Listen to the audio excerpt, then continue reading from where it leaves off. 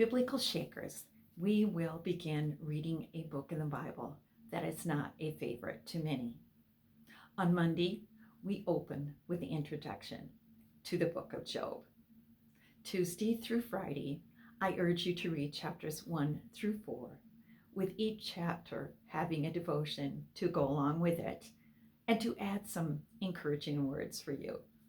And if you haven't yet checked my blog out, please do so at biblicalshakers.blogspot.com. Job tells the story about a man of God. He was a prosperous farmer living in the land of Uz, which they say is close to Edom and Midian. His wealth was seen in much land and livestock, a large family, and many servants.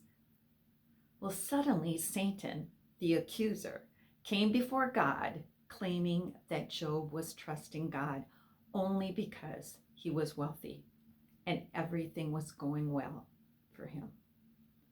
God allowed Satan to destroy all that was important to him. Job continued to trust in God, but could not understand why these bad things were happening. Our first chapter opens with Job losing his livestock, servants, and his children all in a short amount of time. Bad things were happening, but he had no idea why. Job knew nothing about Satan's challenge to God and had no idea that the enemy was using him as a reason for slandering the Lord. Neither did Job know that God would use his suffering to defeat Satan. God's people are soldiers on the battlefield, but there are times when they are the battlefield. Satan never gives up, so suggested to God personal physical suffering in chapter 2. Pain can weaken our resistance and make everything feel and look worse than it really is. What kept Job going? His faith in God and his personal integrity. God had no cause to inflict pain on Job, and Job knew that he was right in his relationship with the Lord. Then his 3 friends show up to sympathize with him and comfort him.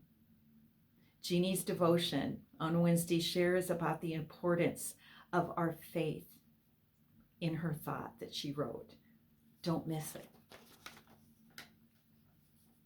Job's response to his second test, physical affliction, contrasts greatly to his attitude after the first test.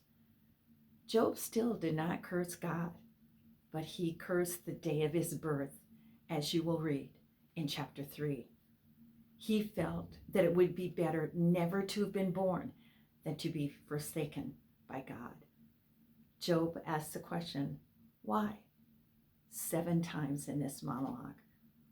It is an easy question, but a hard one to answer. Don't assume that because God truly loves you, he will always prevent suffering.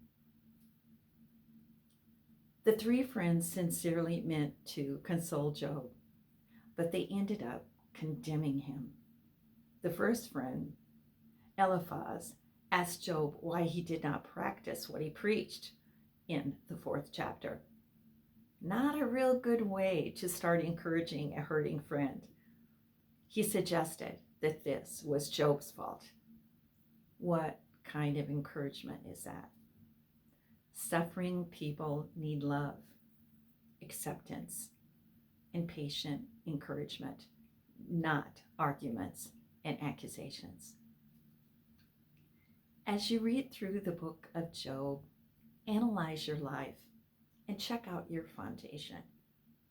And may you be able to say that when all is gone, but God is enough. Next week, another 5 chapters in the book of Job. Won't you please join us, because we will make reading the Bible way more enjoyable for you.